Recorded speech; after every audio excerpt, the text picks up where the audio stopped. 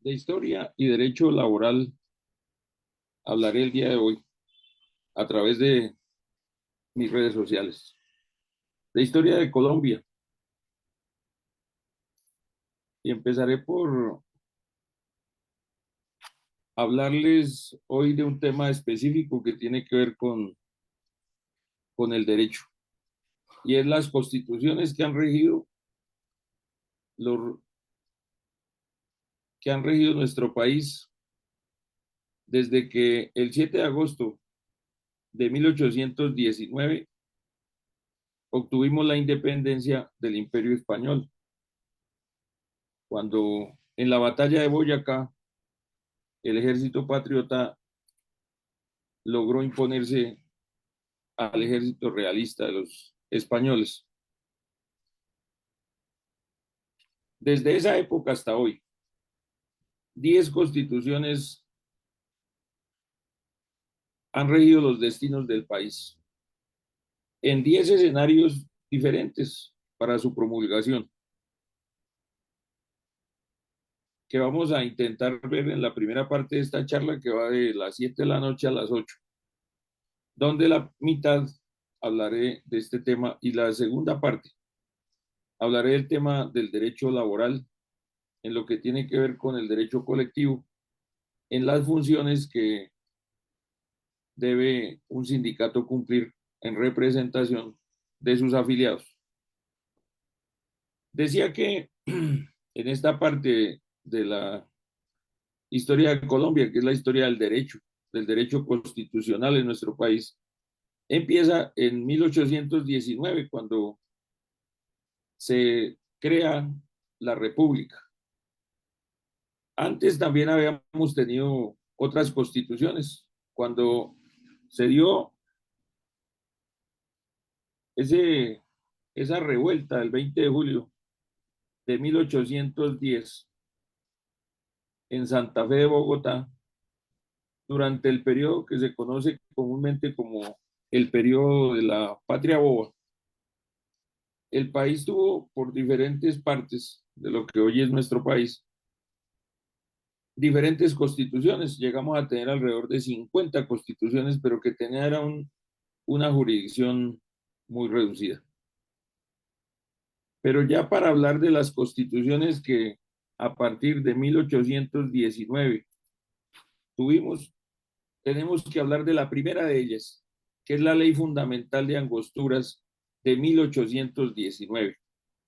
Y se llama así porque fue en esa población de Venezuela, de lo que hoy es Venezuela, en Santo Tomás de Angosturas, que se aprobó nuestra primera constitución.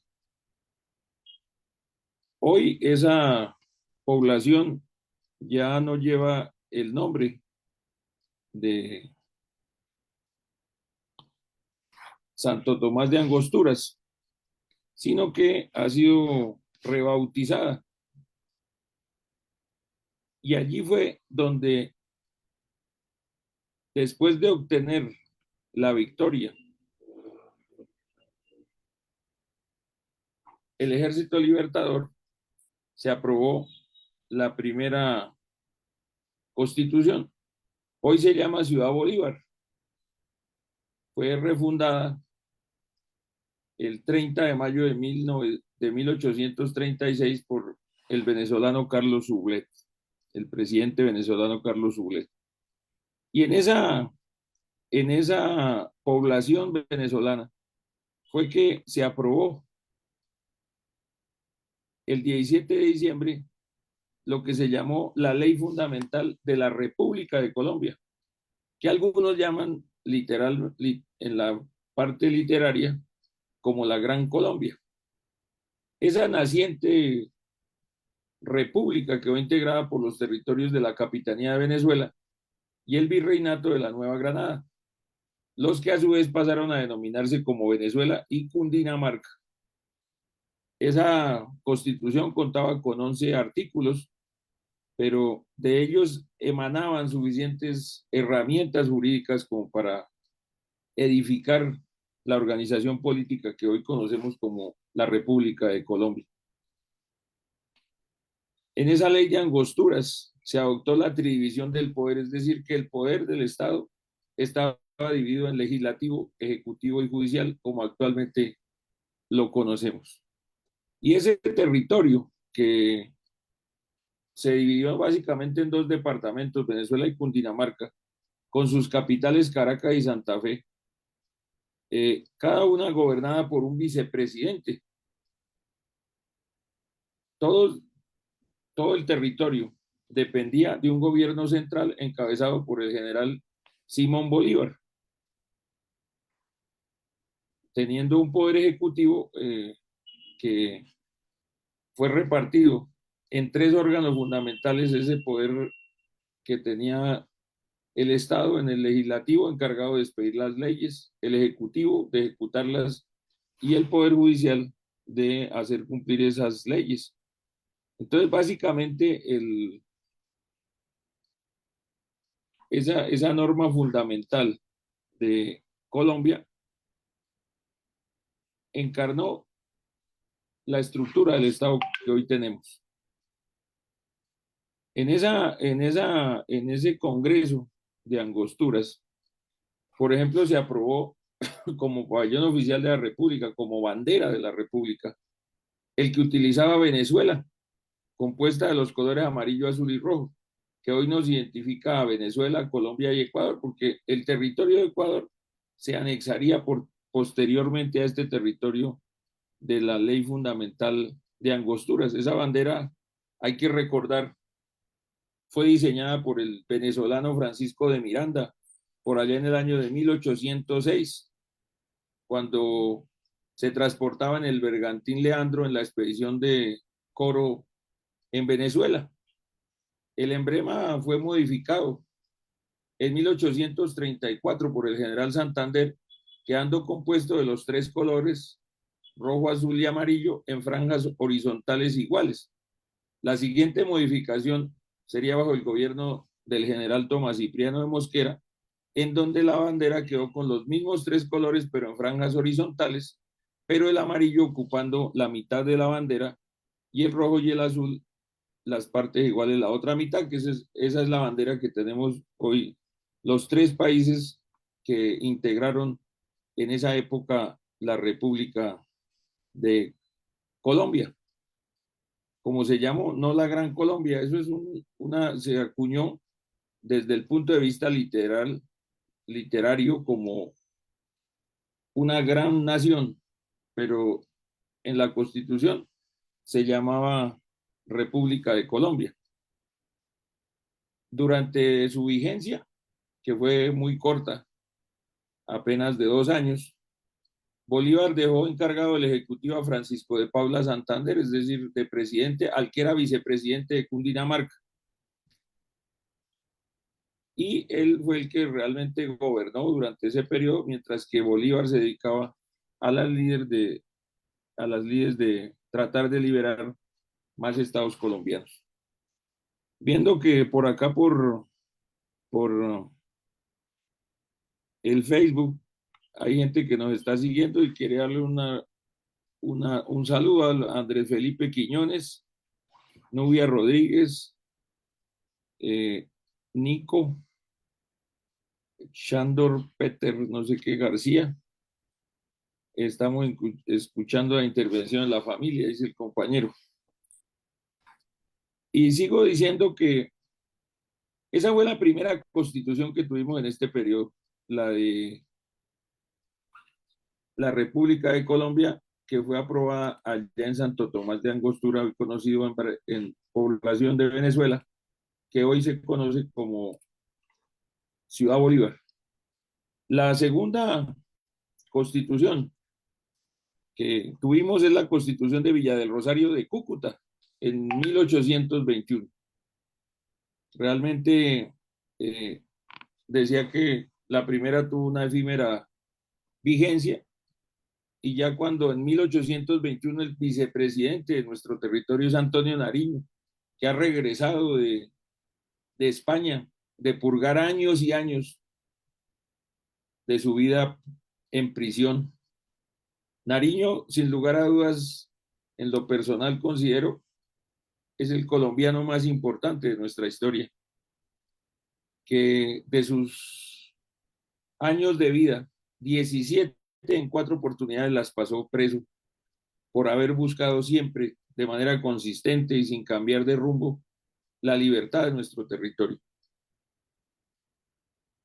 Hoy casi nadie recuerda a Nariño. Es más, en Bogotá no hay una estatua, sino apenas la que hay en el patio del Palacio de Nariño, que es el Palacio de los Presidentes, pero está allí en el patio enrejado.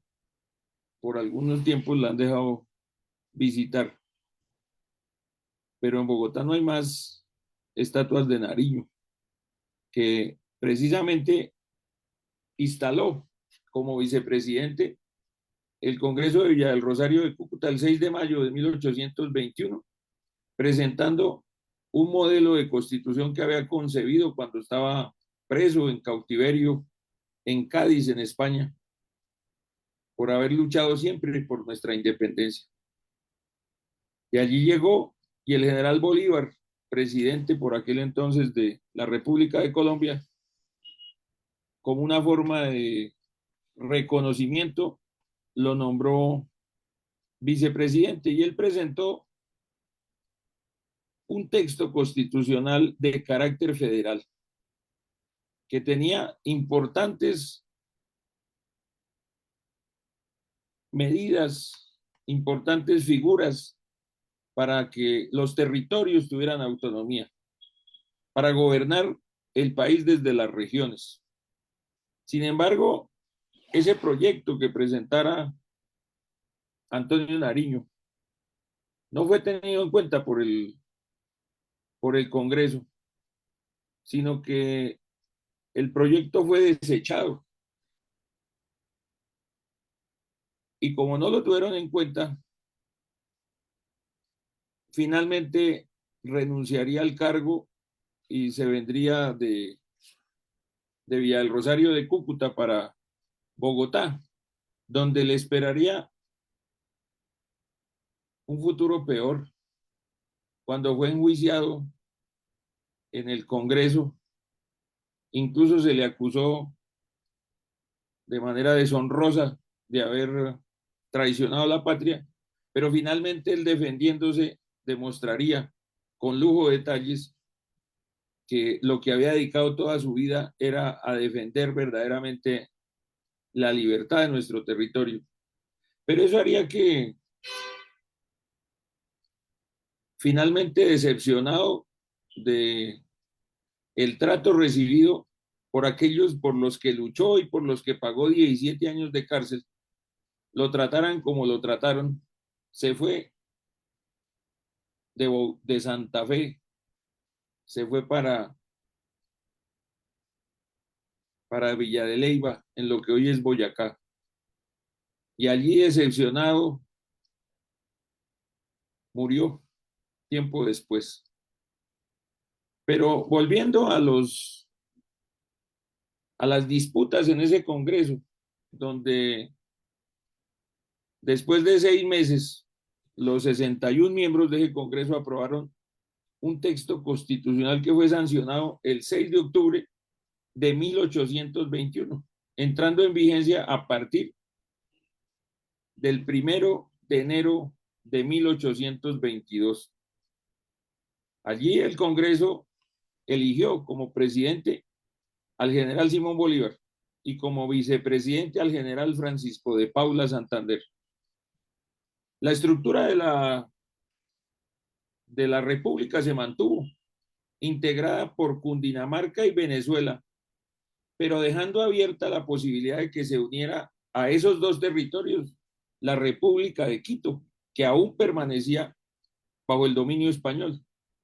Finalmente, esa República de Quito se unió a la naciente República el 29 de mayo de 1822, cuando Quito obtuvo su libertad en la batalla de Pichincha, donde se destacaron Antonio José de Sucre, el mariscal Antonio José de Sucre y José María Córdoba, que después moriría de manera deshonrosa cuando defendía la democracia de nuestro país.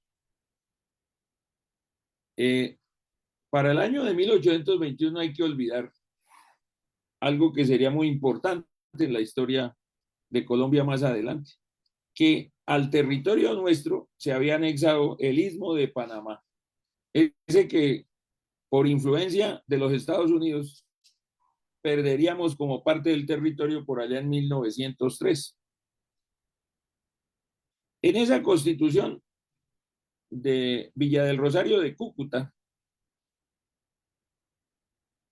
se hizo un texto mucho más amplio, que no quiere decir que fuera mejor, con un preámbulo y 161 artículos divididos en 10 capítulos, adoptándose la soberanía nacional y manteniendo la tridivisión del poder.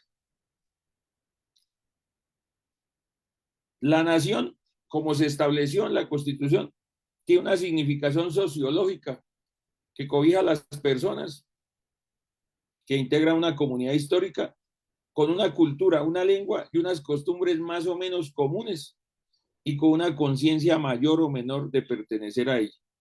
Esa fue como se quedó la nación contemplada en esa constitución de Villa del Rosario de Cúcuta. También en esa constitución se mantuvo, como decía, la división del territorio con Venezuela y Cundinamarca y después con Quito, que ahí se quedaría integrada lo que se denominaría literariamente como la Gran Colombia y que se dividiría, territorio que se dividiría por las disputas políticas muy pronto en 1830. De destacar de la Constitución de Villa del Rosario de Cúcuta, se establece un sistema electoral, por ejemplo, pero para poder votar por aquel entonces se requería ser hombre, casado o mayor de 21 años. Las mujeres no podían votar.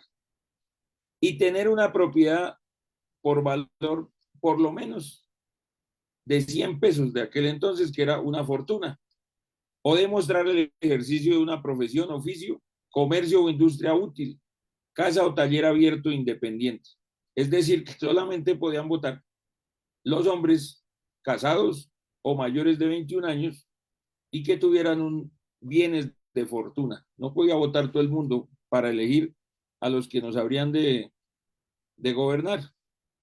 En un principio también se exigió que los que votaran debían saber leer y escribir, pero esa restricción solamente se dijo que fuera a partir de 1840, porque desgraciadamente, pues por aquel entonces casi nadie sabía leer y escribir. Hoy afortunadamente la inmensa mayoría de la gente sabe leer y escribir. Ahora la gente lo que pasa es que se ha vuelto es una analfabeta funcional en la medida en que no lee y mucho menos escribe. Pero esas eran las condiciones para poder votar de acuerdo a esta constitución. Constitución además que estuvo vigente, aunque se decía que debía estar vigente por lo menos 10 años, hubo un conato de reforma a esa constitución que fallaría, que fue cuando se estableció la Convención de Ocaña, donde se dividió la integración de esa convención en dos claros bandos. Uno que lideraba el presidente, el general Simón Bolívar, y otro que estaba liderado por el general Francisco de Paula Santander, que ocupó la presidencia por la mayoría del tiempo, pero sin embargo, en 1827, Bolívar, luego de liberar lo que hoy son los territorios de Colombia, Venezuela, Ecuador, Perú y Bolivia, regresó a Santa Fe y asumió el cargo de presidente que estaba en manos del general Francisco de Paula Santander, y allí empezaron las diferencias entre ellos dos, porque algunos de los amigos de Bolívar buscaban que se estableciera una constitución donde la presidencia fuera vitalicia y Bolívar fuera la persona que gobernara el país hasta su fallecimiento. Finalmente, por eso fue que se convocó la Convención de Ocaña en 1828. Y allí en esa población se reunieron por aquel entonces 68 diputados que iban a resolver si se hacía una reforma a la Constitución o no. Rápidamente el bando de el general Santander asumió la dirección de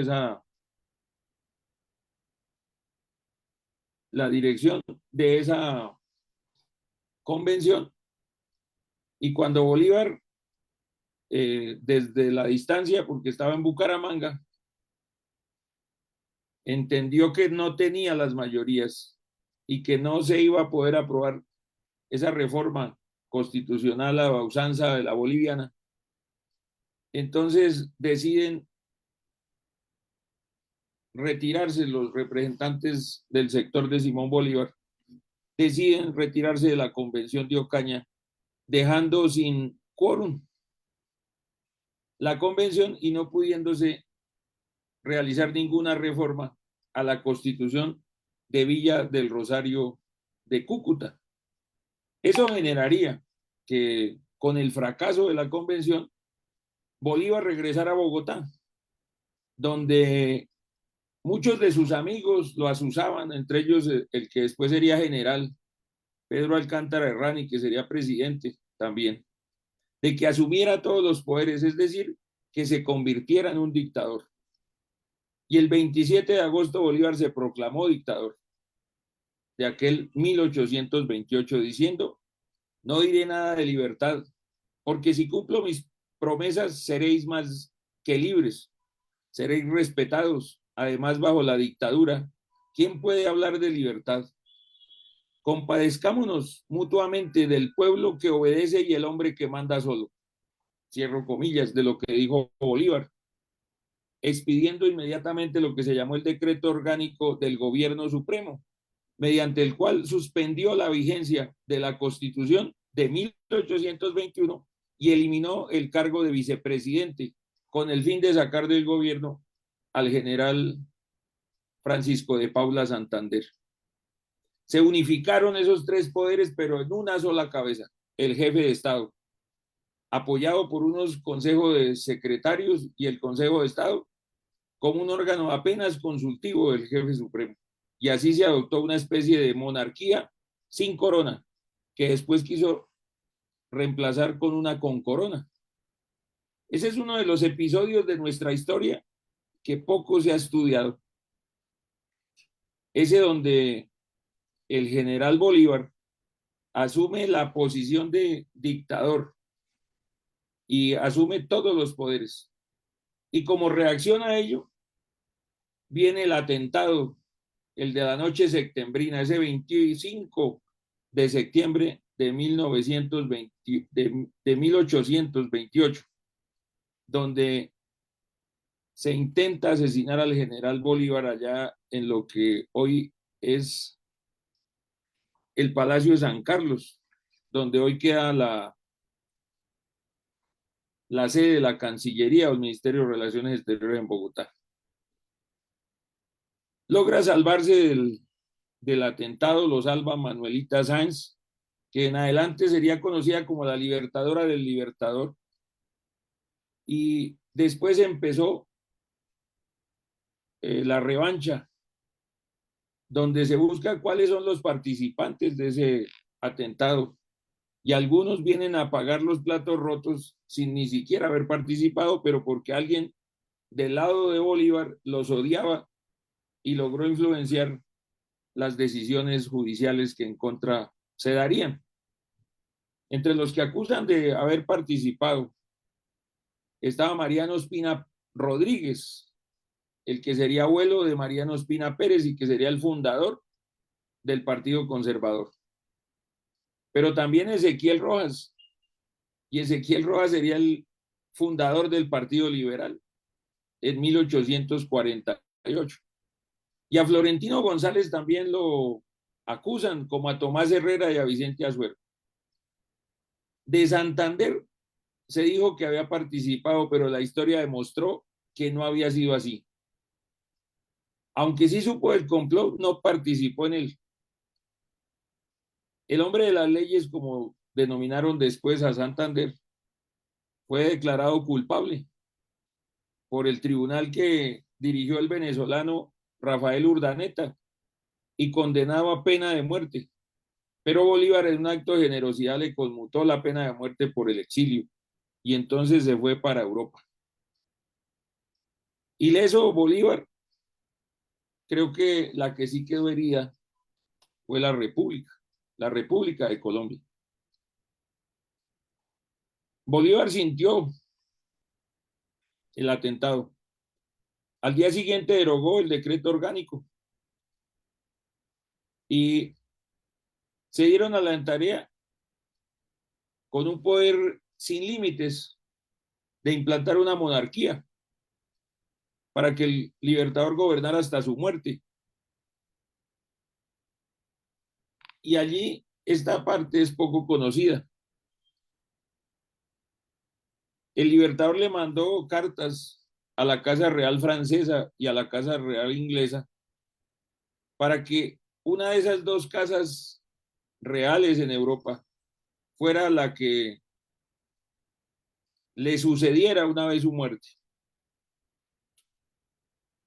Esa fue una simpatía que le costaría políticamente a Bolívar, que el 6 de junio de 1829 mandó la misiva al Consejo de Ministros que decía lo siguiente: la América necesita un regulador y con tal que su mediación, protección o influencia emanen de una nación poderosa del antiguo continente, con tal que ejerza un poder bastante para que en caso de ser desentendida o insuficiente su política, emplee la fuerza y haga oír la voz del deber.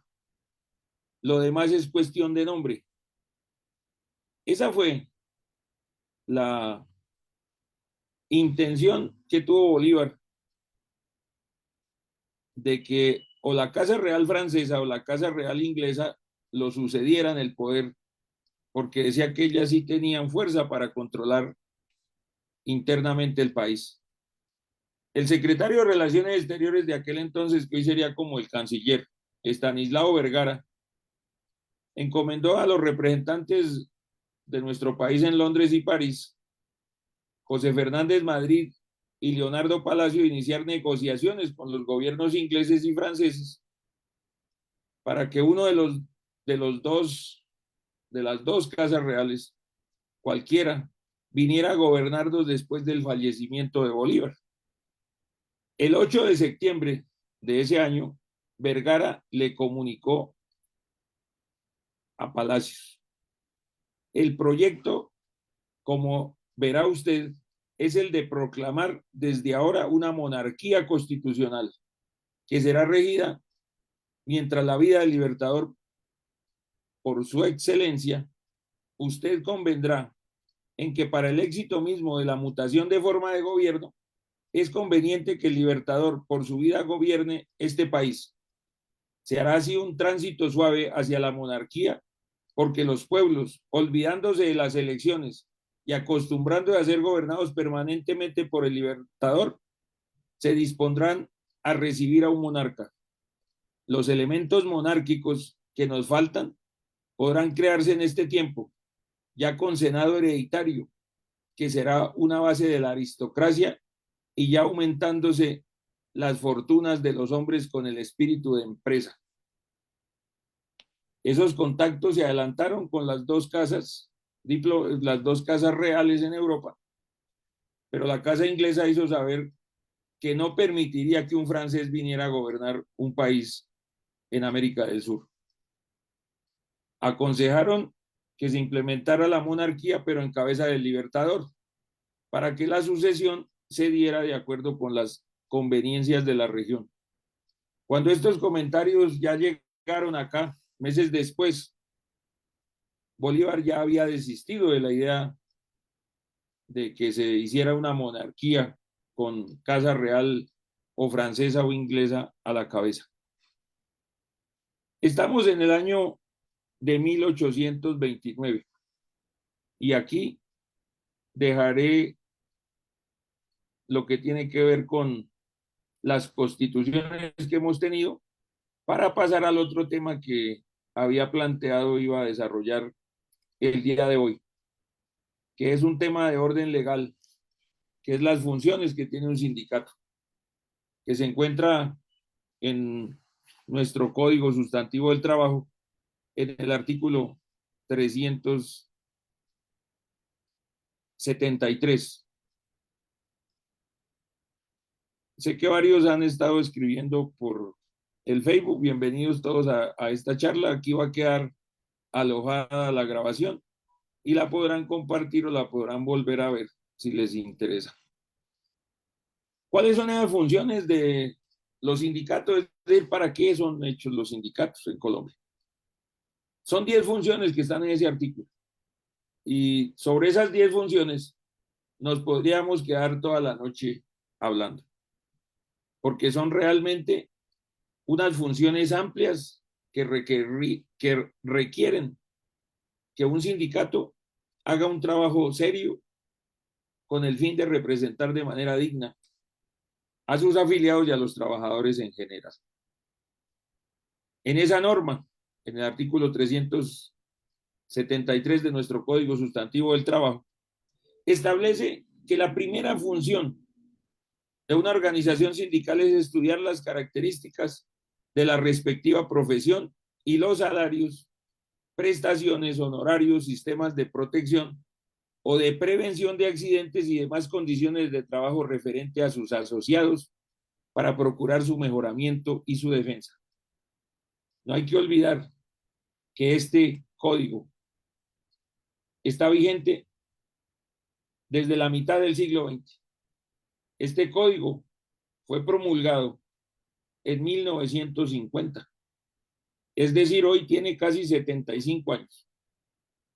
Pero de pronto durante esos 75 años, incluso antes, desgraciadamente hemos venido algunos sectores de trabajadores y de la creación de sindicatos, hemos venido olvidando para qué es que se crean las organizaciones sindicales. Hoy, donde proliferan algunos sindicatos, no precisamente para representar los trabajadores y sus intereses. ¿Será que sí cumplimos en los sindicatos con esa función de estudiar a cabalidad las profesiones de los que hacen parte de la organización sindical, sus salarios, mirando no solamente en la empresa o en la entidad donde se está laborando, sino a su alrededor, en lo que llaman los economistas sobre todo el mercado del trabajo, el mercado laboral? ¿Será que si hacemos ese análisis, por ejemplo, en donde hoy en empresas, sobre todo las grandes multinacionales, existen trabajadores directos con unos salarios, con unas condiciones laborales, pero ahí mismo, ahí trabajando al lado, existen trabajadores tercerizados, trabajadores que tienen unas condiciones muy diferentes, que tienen unas condiciones donde incluso, y eso es conocido, hasta algunos trabajadores directos discriminan a esos trabajadores que son tercerizados y que la mayoría de los sindicatos hacen a un lado y no los representan.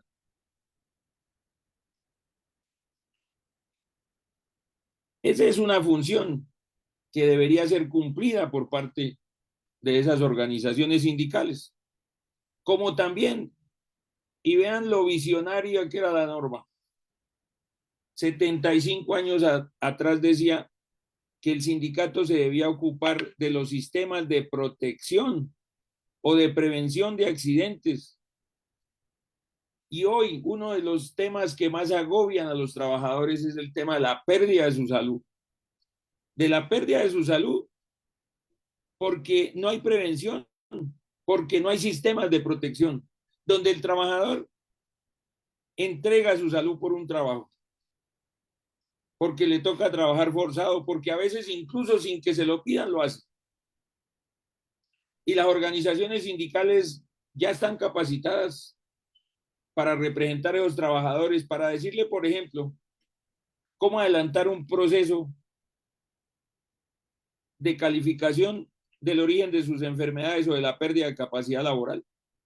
Eso ya lo establecía hace 75 años el código y hoy está vigente, pero uno ve cómo en muchas organizaciones sindicales donde se gastan la plata en otras cosas, ese tipo de problemas que son neurálgicos, porque hoy de más o menos 10 millones y medio de trabajadores que tienen contrato de trabajo con prestaciones sociales, por lo menos 2 millones de trabajadores están enfermos. Las juntas de calificación sacaron el año pasado unas estadísticas que son aterradoras, que es que los trabajadores enfermos solamente el 10% acude a que le califiquen el origen o le califiquen la pérdida de capacidad laboral. Es decir, el 90% o no conocen sus derechos o finalmente los pierden por inactividad. Y eso debería llamar a la reflexión en el movimiento que dice representar a los trabajadores. La segunda función que está allí establecida en ese artículo 373 es el de propulsar el acercamiento de trabajadores y empleadores sobre bases de justicia, de mutuo respeto y de subordinación a la ley, y colaboración en el perfeccionamiento de los métodos peculiares de la respectiva actividad y en el incremento de la economía en general. Todos los días nos toca luchar con muchas empresas, pero ese no debería ser el escenario en que se dieran las relaciones obrero-patronales. Y por eso es que debemos también prepararnos para representar en ese acercamiento que debe existir entre empleadores y trabajadores, pero no cualquier acercamiento, no ese diálogo social insulso, donde la empresa llama al sindicato, hablan y hablan y hablan y nunca se le solucionan los problemas. El diálogo que debe existir entre empleador y trabajadores a través del sindicato es un diálogo de respeto, pero de respuestas a los problemas de los trabajadores, de solución a aquellos problemas en el escenario del trabajo, en el puesto de trabajo, por ejemplo, de la prevención de los riesgos que pueden ocasionar un accidente o que le pueden afectar la salud de los trabajadores, que debería ser un tema constante, diario, del COPAS, donde debe darse un escenario donde el sindicato, sobre todo, tenga una verdadera representación en los COPAS, como también en los comités de convivencia, porque son escenarios de defensa de los intereses de los trabajadores.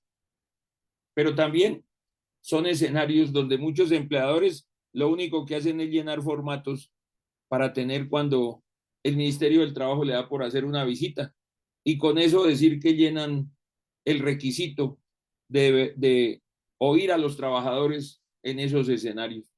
Pero deben ser escenarios de verdaderamente interacción entre la empresa y los trabajadores a través de su sindicato. La tercera de las funciones, celebrar convenciones colectivas y contratos sindicales, garantizar su cumplimiento por parte de sus afiliados y ejercer los derechos y acciones que de ellos nazcan.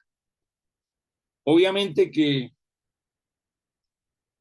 hoy nadie que defienda verdaderamente los intereses de los trabajadores puede hablar de que se hagan entre una empresa y una organización sindical, se hagan contratos sindicales, que verdaderamente es un contrasentido de lo que debe ser un sindicato. El sindicato nació para defender a los trabajadores, no para explotarlos. Y el contrato sindical implica la explotación por parte del sindicato de sus trabajadores, de sus afiliados.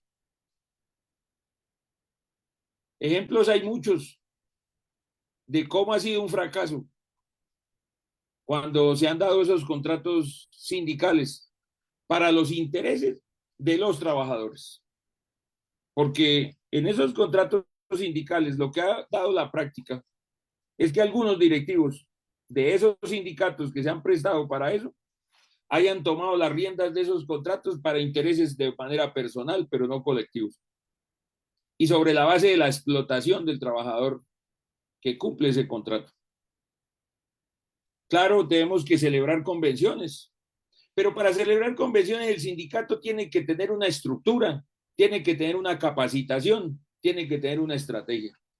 Una estrategia que parte para el tema de la negociación que habrá de llevar a la convención colectiva, desde la redacción del pliego de peticiones como resultado de recoger las inquietudes y las necesidades de los trabajadores afiliados a la organización sindical y aún de todos los trabajadores que laboran en la empresa o en la entidad donde se habrá de presentar el pliego de peticiones.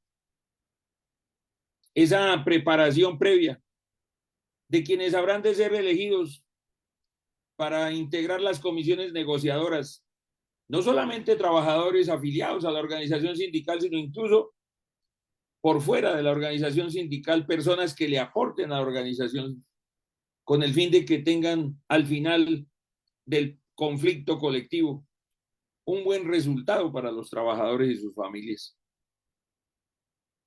En el movimiento sindical, por lo menos en el privado, que es donde realizo mi actividad y puedo hablar con conocimiento, se ha despreciado y se desprecia cada día más el conocimiento. Y por eso se hace más difícil enfrentar esos procesos de negociación colectiva, donde una empresa va altamente representada por una comisión donde la mayoría de sus integrantes, por no decir que todos, son profesionales en diferentes especialidades, economistas, abogados, y llevan firmas de abogados que hoy se han especializado en negociación colectiva, que hacen un análisis minucioso de lo que es la organización sindical, mientras que a veces el sindicato ni siquiera sabe quiénes representan a la empresa.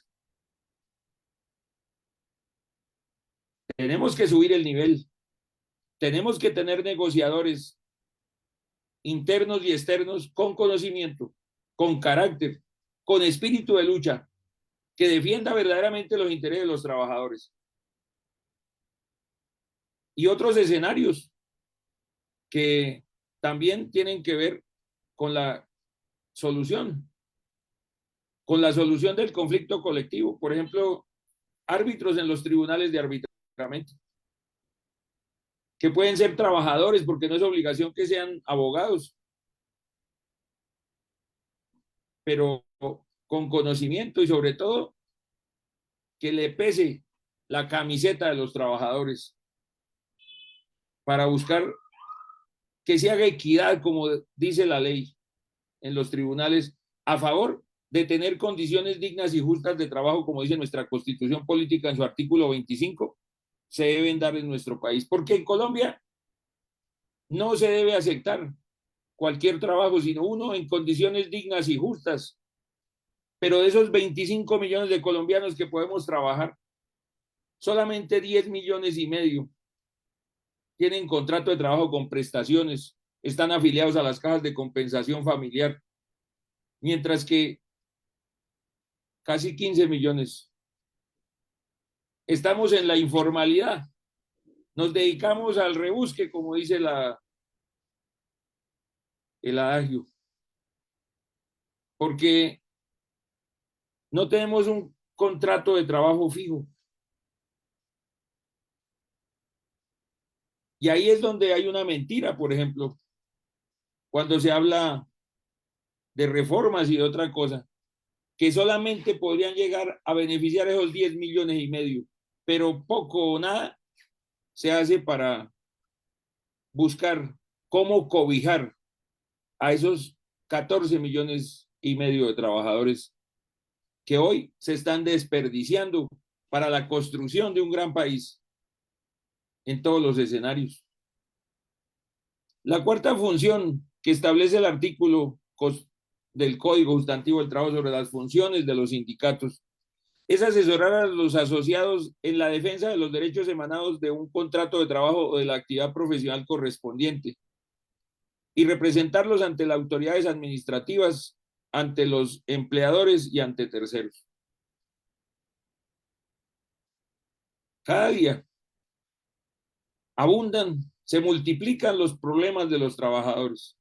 Y si una organización sindical no tiene la estructura para responder en la asesoría de esos derechos que busca el trabajador les sean reconocidos, pues va perdiendo espacio. Y también creo que los sindicatos debemos hacer una labor, que es una labor pedagógica, una labor de enseñanza, para que los trabajadores mismos sean los primeros que exigen el respeto de sus derechos. A través de procesos educativos sindicales, hoy, por ejemplo, podemos utilizar este tipo de herramientas que nos ha dado la tecnología para llegar a mucha gente, para que la gente conozca sus derechos. Las redes sociales son una herramienta que están ahí. Facebook, como me están viendo por acá, pero YouTube, donde colgaré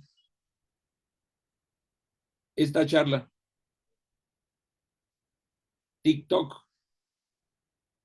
Twitter, Telegram, Thresh y muchas más redes sociales que existen hoy. Nuestros propios grupos de WhatsApp, donde un sindicato pueda tener a sus afiliados y les pueda estar dando información constante. Claro, con disciplina, para que los grupos no pierdan la esencia y aburran a la gente y lo saquen corriendo. Todas esas son herramientas que se deben dirigir, que se deben enfocar con el fin de que los trabajadores adquieran conocimiento. Nunca en la humanidad había sido tan fácil obtener conocimiento. Hoy se puede ir a YouTube en un tutorial, buscar cualquier cosa y ahí aparecerá. Claro, habrá enseñanza de buena, mala o regular calidad. De eso se trata, de tener criterio para seleccionar.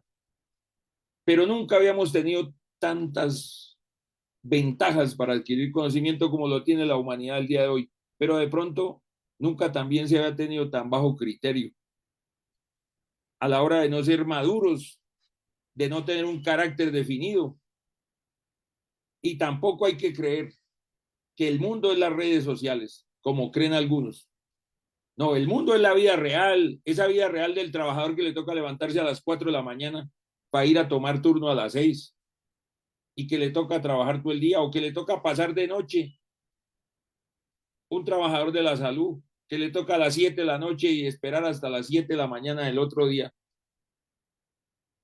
o de las 7 de la mañana a las 7 de la noche para poder cumplir esas funciones que son indispensables en la sociedad moderna.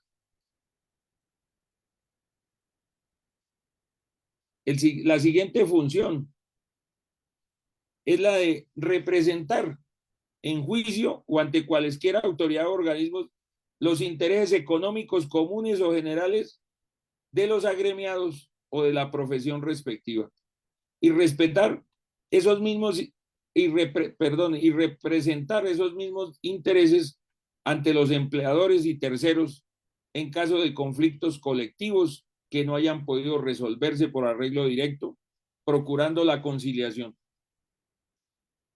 Esa función tiene que ver con la finalización del conflicto colectivo, con la representación en el escenario administrativo, por ejemplo, ante el Ministerio del Trabajo, o de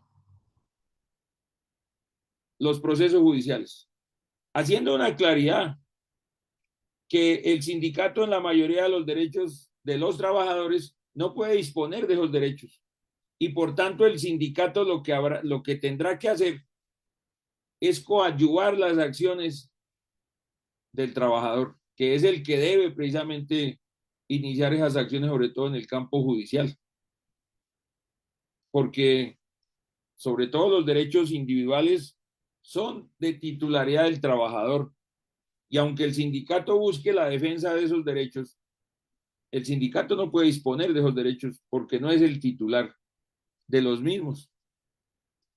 Y para cumplir la hora, la sexta función es la de promover la educación técnica y general de sus miembros. Porque es que los sindicatos podemos, como en otros países, por ejemplo en España, Comisiones Obreras, el sindicato más grande de España,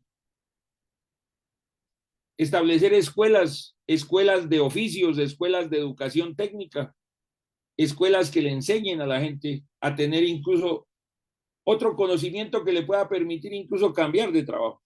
Y más en estos momentos, cuando la inteligencia artificial nos trae una serie de adelantos, pero también eso implica la pérdida de millones de puestos de trabajo. Surgirán, me imagino, también millones. Y esa será la disputa, si vamos a perder o vamos a avanzar. La automatización de las empresas. Y en nuestro país, conociendo a la mayoría del empresariado nacional o internacional que trabajan aquí, que tienen sus negocios aquí, uno ve a diario cómo la inmensa mayoría de las grandes empresas buscan la automatización para salir de los trabajadores, pero no les plantea salidas educativas y otras salidas que no implique la pérdida del puesto de trabajo, que no implique quedarse en el asfalto del desempleo. Y en eso los sindicatos deben de poner su grano de arena en mostrar una visión diferente para enfrentar ese tipo de adversidades, donde tengan tal fuerza que puedan exigir que a esos trabajadores afiliados al sindicato se les respeten sus condiciones. No es fácil. Nadie ha dicho que esto sea fácil, menos en un país donde ni siquiera en el campo del sector privado el 4% de los trabajadores de esos 10,5 millones se afilian a una organización sindical. Tanto por razones de el trabajador que ha tenido hoy en día más como excusa del miedo, pero también por las políticas de miedo que implementan los empleadores. Todo lo que debe ser superado por parte de los trabajadores y las organizaciones sindicales para conseguir esas condiciones dignas y justas que establece nuestra Constitución como las condiciones mínimas que debe tener un puesto de trabajo. Son 10 las funciones generales y específicas que establece el artículo 373 de nuestro Código Sustantivo del Trabajo deben desarrollar los sindicatos. Pero las demás, es decir, las otras 4 que faltan, las dejaremos para una fecha que, de acuerdo a mi trabajo, donde pueda sacar un tiempo, les estaré informando para seguir hablando de estos 2 temas. Uno que me apasiona y por eso hice la carrera, que es la historia, y especialmente la historia de Colombia, porque siempre he considerado que un país que no conoce su historia es como un árbol al que le cortan las raíces, porque no conoce de dónde viene y obviamente no podrá vislumbrar para dónde va. Como dijo el español George de Santayana, quien no conoce la historia está condenado a repetirla. Pero como le agregó el profesor Jaramillo, sin lugar a dudas uno de nuestros maestros en la historia colombiana, Digo, el que no conoce la historia está condenado a ser un borrego, porque precisamente no va a conocer, por ejemplo, cuáles son las causas de los problemas que tenemos en el país y por eso se dejará engañar por cualquier solución facilista. Y el otro tema con el que trabajo a diario es el derecho laboral, tanto en representación de los trabajadores y de sindicatos, tanto en lo judicial como en negociaciones colectivas, como en la estructuración y organización de sindicatos, que hoy, más que nunca, se requieren fuertes y grandes, con dinero no para gastar en fiestas, no para que los directivos se vayan de paseo, sino para invertir en la estructura de la organización sindical. Miren para el norte, no para irse para Estados Unidos, como hoy están echando la gente de allá. Miren para el norte y vean lo que está pasando con el movimiento sindical de los Estados Unidos, que estaba muerto hace unos años y hoy revive precisamente de esos grandes negocios, de esos grandes millonarios que ahora se quedaron con el gobierno de ese país para hacer más fortunas. ¿Pero a costa de qué? A costa de la explotación máxima de los trabajadores.